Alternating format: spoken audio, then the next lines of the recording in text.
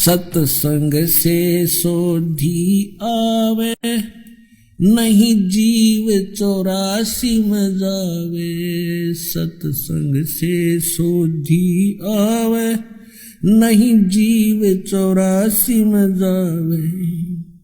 अब मेटो द्वेष और राग, हो राग या उम्र बतेरी जाली। अब मेटो द्वेष और राग, हो राग या उम्र बतेरी जाली।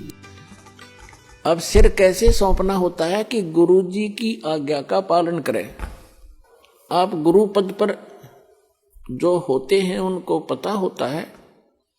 परमात्मा कहते हैं बहुत प्यारा बालक माँ का। माता को अपना बच्चा बेटा या बेटी बहुत प्रिय होती है।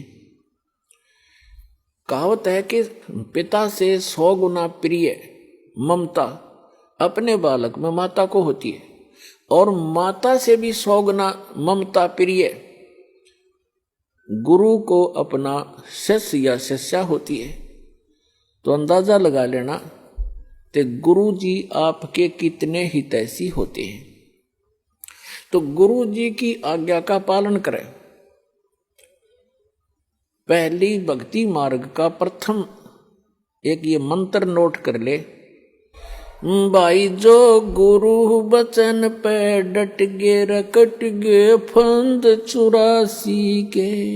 भाई जो गुरु बचन पे डट गे कट गे फंद 84 के। कट गे फंद 84 के, रकट गे फंद 84 के। भाई जो गुरु बचन पे डट गे रकट गे। वस्तु मिली ठोर की ठोड़, मिट गी मन पापी की दौड़। वस्तु मिली ठोर की ठोड़, मिट गी मन पापी की दौड़। भरम मिटे मथुरा काशी के, भरम मिटे मथुरा काशी के। भाई जो गुरु बचन पे डट गे कट गे फंद 84 के। कट गे फंद 84 के, रकट गे। ये एक कवि का बनाया हुआ गान है। इसमें भी बहुत प्रेरणा है कि जो गुरु जी के वचन पर स्थिर हो जाते हैं, गुरु जी की आज्ञा का पालन करते हैं, उनके ये 84 लाख योनियों में दुख पाने के ये संकट समाप्त हो जाते हैं। अब कैसे गुरु की आज्ञा का पालन करना है। सिर सौंप्या गुरुदेव को, सफल होया ये शीश।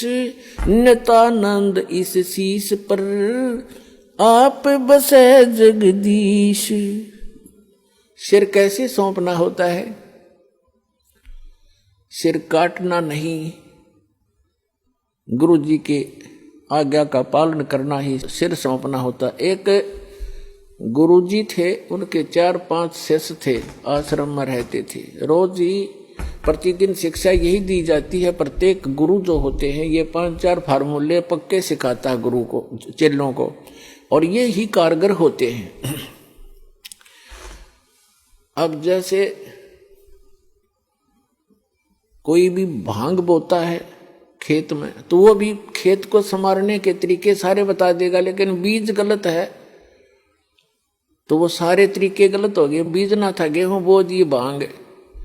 ये तो बाद में बताऊंगा, लेकिन जो प्रसंग चल रहा है उसी को आगे बढ़ाते हैं।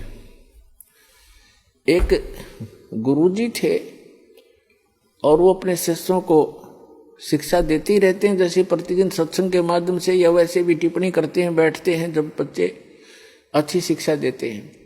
एक दिन गुरुजी ने कहा कि देखो भाई, जो गुरुजी की आज्ञा पालन नहीं करते बच्चों, वो कभी सफल नहीं होते।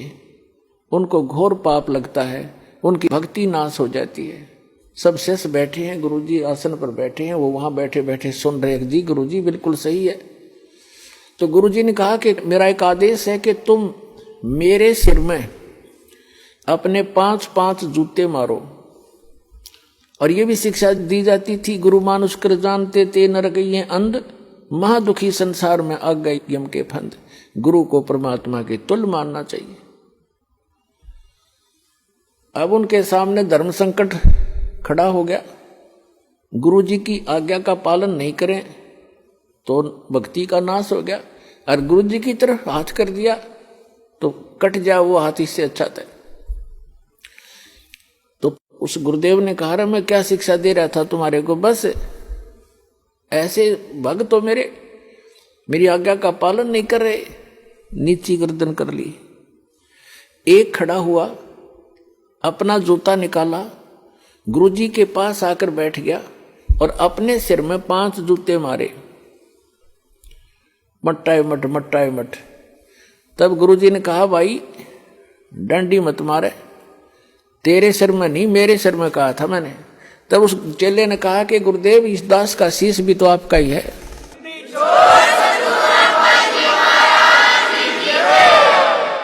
क्या इसको आप दूसरा मानते हैं? तो यहां गुरुजी बोल नहीं सके। तो वो यही चाहते थे कि इनको कितना विवेक है। तो पुण्यात्माओं, इस भक्ति मार्ग के अंदर गुरु जी का मुख्य अभिनय होता है और शिष्य का भी उसके साथ साथ पैरेलल इतना ही सूरवीरता से उस पर चलना होता है, तभी सफलता मिलती है।